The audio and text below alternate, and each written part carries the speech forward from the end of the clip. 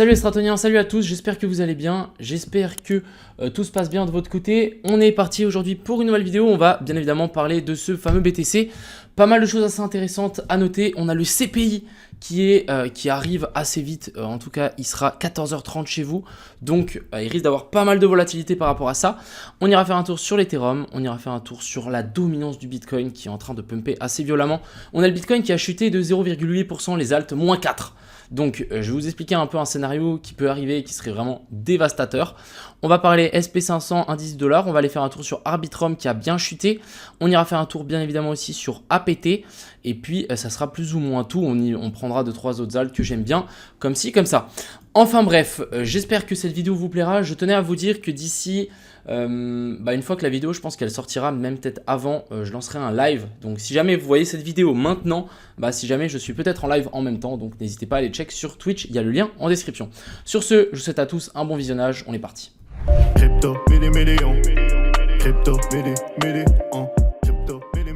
On est directement parti sur ce BTC, on va d'abord voir, donc on a le CPI qui devrait arriver, du coup ils ont prévu une baisse du pourcentage, donc ça c'est plutôt une excellente chose. Maintenant à voir, est-ce qu'on va y arriver, oui ou non, les résultats à 14h30 et je pense que ça risque de bien bouger sur le BTC dans un sens comme dans l'autre.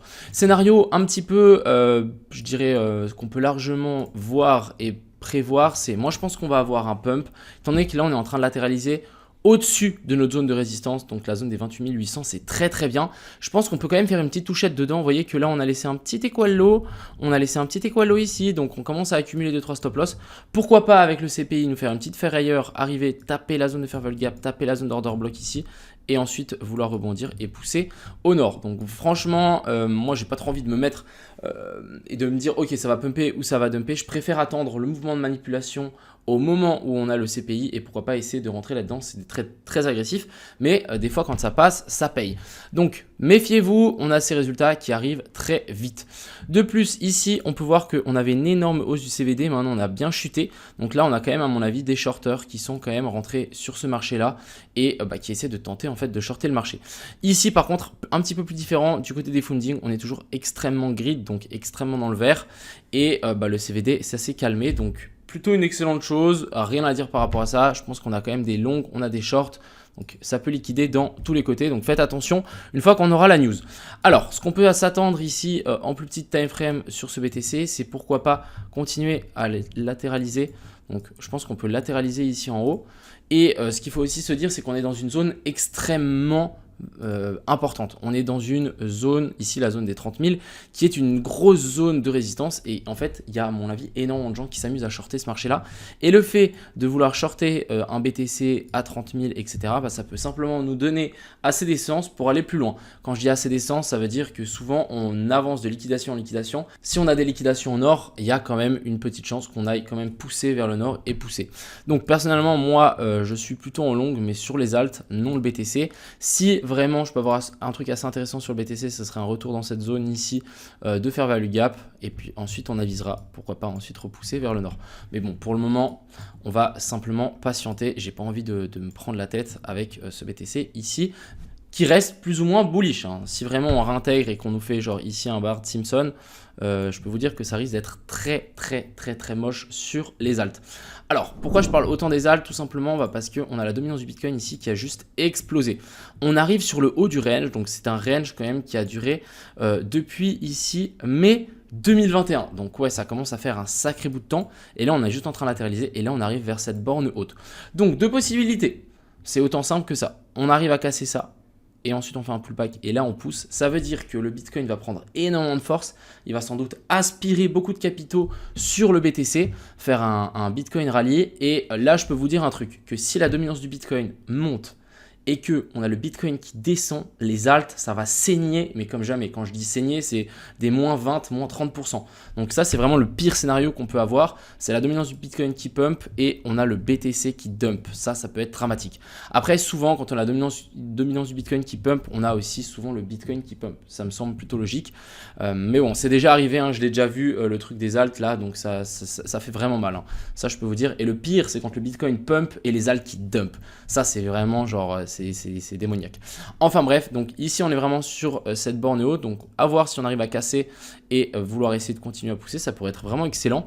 Après quand même on va faire attention à une potentielle ici manipulation au-dessus du range pour ensuite réintégrer et ensuite pousser vers le bas. Si on fait ça, bah, c'est très bien pour les alts, ça veut dire qu'on a peut-être une petite alt season qui va arriver et ça peut être super bénéfique pour nos petits longs, tout simplement. Ensuite ici, du côté de l'Ether, toujours en train de latéraliser sur cette zone-là. On a laissé un equal high sur ces hauts-là, donc vous savez que souvent on ne fait pas de top en equal high, donc il y a de fortes chances qu'on continue à pousser un petit peu. Moi, je l'attends vraiment au-dessus de la zone des 2000 $. Ensuite ici, on va parler de l'indice du dollar qui n'a pas bougé, toujours dans cette zone de support. À voir hein, si on arrive à tenir ça. Je rappelle qu'il nous faut notre boss ici vers la zone des 103.35. Du côté du SP500, c'est toujours en train de latéraliser sur la zone de fair value gap. Ça risque de bouger tout à l'heure, donc ce que je dis, je vais même pas trop parler de ça parce que dans un moment, bah, ça va plus être à jour. Donc ici, à mon avis, on va avoir beaucoup de volatilité. Méfiez-vous. Ensuite, on va parler du coup de Arbitrum. Alors Arbitrum, il nous a fait une jolie petite baisse. Moi, je suis toujours dans mon long. J'ai close un petit peu hier. J'ai dû close 50% de mon long. Je vous montre pourquoi. Mais en fait, c'est assez simple. On a une inversion structure ici qui s'est matérialisée. Même si on a fait une mèche ici, je me suis dit, ok, on perd du momentum. Donc là, on a, imaginons notre cost, notre boss, et en fait, on est remonté. Et du coup, en fait, j'ai close dans cette montée-là. J'ai eu par chance, hein, je suis arrivé sur la chart quand j'ai vu qu'on était là. Et du coup, je me suis dit, ok, j'ai close environ genre 65% de ma position. Et je l'ai rouvert où? Donc là, ça, c'est une autre bonne question. J'ai rouvert ces fameuses positions ici sur Arbitrum, sur cette zone de breaker block. Alors, je vous montre. En gros, ici, pour moi, la grosse bougie, c'était un breaker block. Et je me suis dit, ok, il y a de fortes chances qu'on essaye d'arriver dans cette zone-là. On passe sous ce plus bas là et que ensuite on va y pumper. Donc moi je suis rentré sur la mèche ici et ensuite bon bah ça a chuté assez violemment. Pour le moment je vais garder ma position sur Arbitrum tant qu'on garde ce lot là. Si vraiment on lâche ce plus bas là et qu'on fait des clôtures en dessous, là ça sentira vraiment mauvais et à mon avis ça va descendre beaucoup plus bas. Là pour moi on a juste rect les gens qui ont juste long et qui ont mis leur stop loss à break-even. Donc on va patienter tranquillement. On va aller voir aussi APT, c'est plus ou moins le même scénario que Arbitrum. On a eu ce joli petit pump, on est venu chercher des liquidations au nord et ensuite ici énorme chute et regardez ce qu'on n'est pas venu faire non plus ici, pas de clôture sous ce plus bas là, donc ça c'est quelque chose de très bien. Maintenant à voir si on arrive à réintégrer toute cette zone. Moi je pense que oui, on va pouvoir largement le faire. On a quand même notre cost et notre boss ici, on a notre premier pump, on revient ici chercher la zone d'OTE je pense. Alors on va checker ça ensemble. Mais à mon avis, on est bien revenu chercher cette fameuse zone OTE. Oui, on est bien revenu chercher cette zone OTE. Et ensuite, on repart. Donc pour le moment, c'est super sain. Rien à dire par rapport à ça. Perso, je hold ma position. Donc on a aussi le MKR, je voulais checker. Aussi, super propre. Vous voyez que là, on n'est pas venu chercher ce high. Et là, on a fait un equal high. Donc on a laissé des liquidités au nord. Correction à potentiel ABC. On vient chercher plus bas sans faire de clôture là en dessous. On récupère les stop loss. Donc personnellement ici, pareil. Je trouve que c'est plutôt haussier sur ici le MKR. Et à mon avis, on risque de bien pousser et venir chercher, vous voyez, toute cette zone ici où on a laissé de l'imbalance. Je pense que ça peut largement y revenir dans les prochains jours. Ensuite ici on a le Solana. Donc, Solana plutôt haussier, même très haussier. On a cassé quand même une trendline assez intéressante. Alors la trendline dont je vous parle, il me semble que c'est celle-là. Alors ça dépend si je suis en logarithmique ou pas, mais non, c'est bien celle-là. Vous voyez qu'on a cassé la trendline et là on est en train de pousser. Donc je pense qu'on peut aller assez loin. Je rappelle que la zone dure, ça sera ici la zone des 26,5 $ qu'il faut absolument briser. Si on arrive à briser ça, là ça va commencer à devenir très très intéressant et avoir un Solana de retour à 50 $ ne m'étonnerait pas du tout. Donc vraiment soyez prêts, ça peut partir à tout moment. On va aller checker aussi un petit peu le Atom qui est vraiment en train de consolider ici. Et je pense que ça peut être une excellente position à mettre. Alors, pour essayer de peaufiner notre position ici, ce qu'on peut essayer de faire, c'est pourquoi pas, vous voyez que là on a laissé des liquidités.